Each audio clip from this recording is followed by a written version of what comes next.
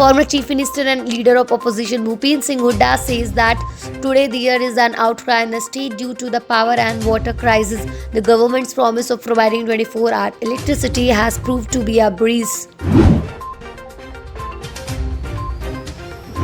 A French judge has been appointed to lead a highly sensitive judicial investigation into alleged corruption and favoritism in the rupees 59,000 crore Rafale fighter jet deal with India, French investigative website Mediapart has reported.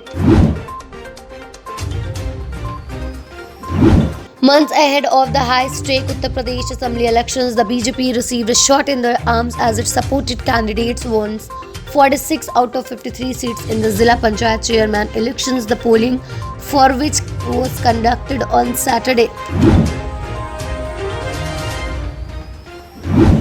Pushkar Singh Dhami will be the new Chief Minister of Uttarakhand. The MLA from Khatami seat in Udham Singh Nagar district was elected leader of the BJP legislature party at a meeting of the party MLAs in Dehradun on Saturday afternoon. Lalganj Bal Brahmachari, the great Saint Shiva Swaroop Brahmachari ji told on Murarpatti Mathia that the process of religious conversion going into the country at present is highly condemnable. No creature should change his religion, no matter how big. The state cannot provide everything to the homeless, observed Bombay High Court on Saturday while hearing a PIL for continuing relief for them as was provided during the last lockdown.